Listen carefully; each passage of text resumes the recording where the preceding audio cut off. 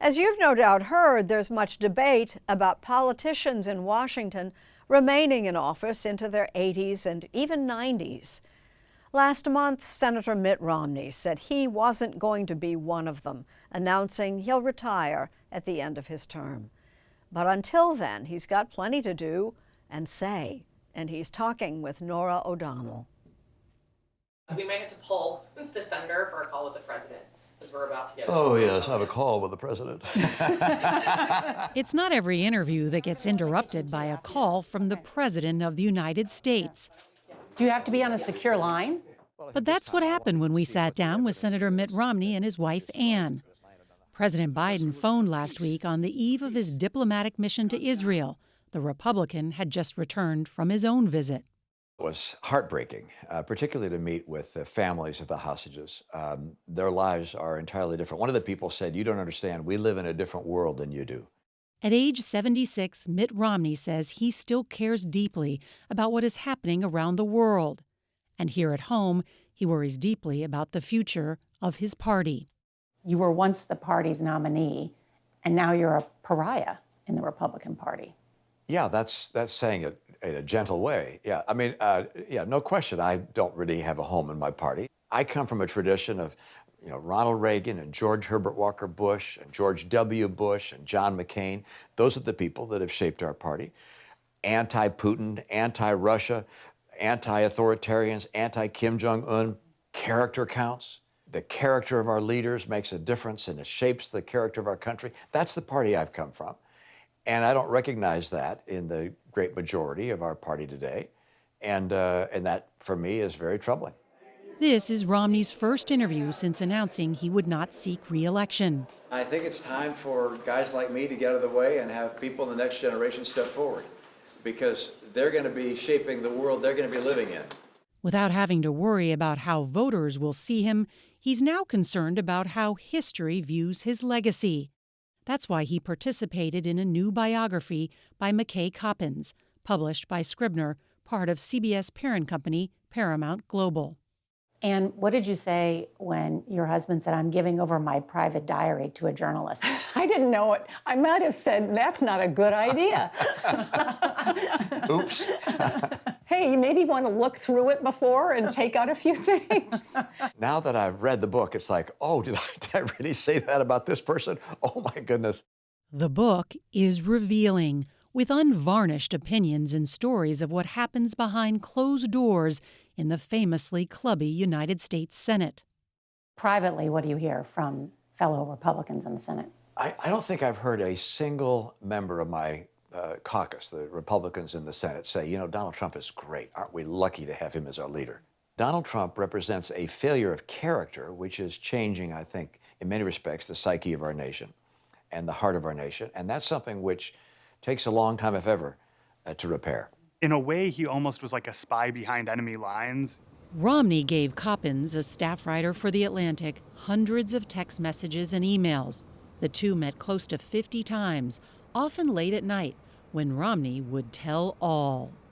I think there was something therapeutic for him in being able to sit down and review his entire career, his life. This was not an authorized biography in the sense that he had any editorial control over the final product. So there were some meetings that felt like therapy sessions. There were some meetings that felt almost confessional in nature.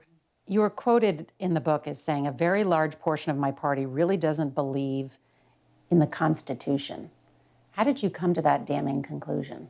When former President Trump said we should set aside the Constitution and reappoint him as president, why, you had Republicans cheer that. It's like, wait a second. This is the leader of our party saying we should put aside the Constitution. How can you believe you're following the Constitution if that's the case? Romney, who barely escaped the mob on January 6, 2021, was at the Capitol that day, despite the concerns of his wife, Ann. I do get death threats, and her feeling was I would not be safe and I shouldn't go. And I said, well, this is a constitutional moment. This is a time when I have to be there.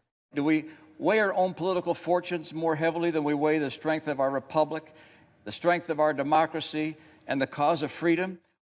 A year earlier, Romney had been the lone Republican senator to vote to impeach then-President Trump for pressuring Ukraine's president to find damaging information on political rival Joe Biden.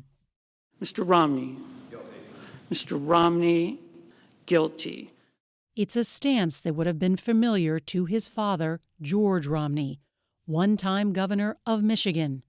In 1964, when Republicans nominated far-right Senator Barry Goldwater for president, extremism in the defense of liberty is no vice. George Romney took a stand against his own party. The strongest personality on earth cannot deal with the problems of this nation except upon the basis of correct principles. What did you learn from your dad? My dad is my life hero. As a Republican governor, he refused to endorse the nominee of his party, Barry Goldwater, for president because he thought he was weak on civil rights and extremism. So that's the person who I try and model myself after, and I'm not quite there. His influence is in every part of our life, and we just still adore him, miss him. Family remains at the center of the Romneys' life. They have 25 grandchildren and 2 great-grandchildren.